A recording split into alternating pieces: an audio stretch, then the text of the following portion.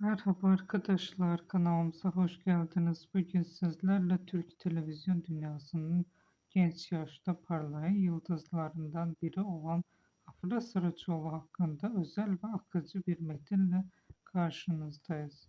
Afra Saraçoğlu son yıllarda adını sıkça duymamız tesadüfi değil. Onu farklı kılan şey sadece güzelliği ya da ekran enerjisi değil, aynı zamanda doğal oyunculuğu ve sahiciliği.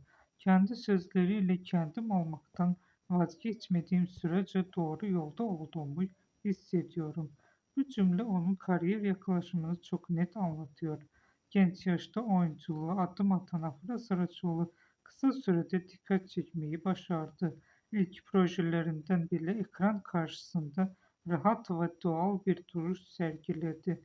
Bu da izleyicinin onu hızlıca benimsemesini sağladı. Ama onun hikayesi sadece hızlı bir çıkıştan ibaret değil. Her rolünde kendini geliştirmeye çalışan, farklı karakterleri dönmekten çekinmeyen bir oyuncu profili çiziyor.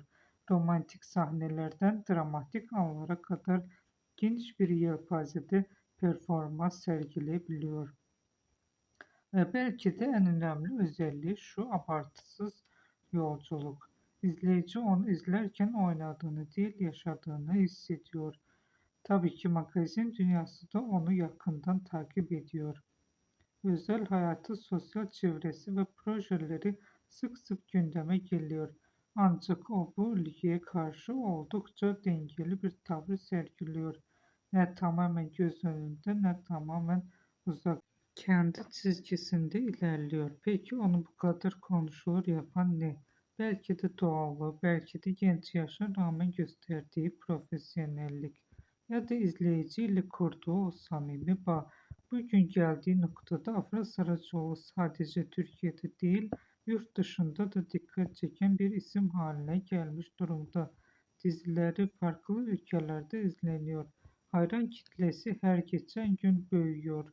Ama hala en merak edilen soru şu: sırada ne var? Daha büyük projeler mi, uluslararası yapımlar mı? Yoksa tamamen farklı bir rol mü? Zaman gösterecek. Ama kesin olan bir şey var: Afra Saraçoğlu ismi uzun süre gündemde kalmaya devam edecek. Kanalıma abone olmayı ve videoyu beğenmeyi unutmayın. Bir sonraki videoda görüşmek üzere. Hoşça kalın.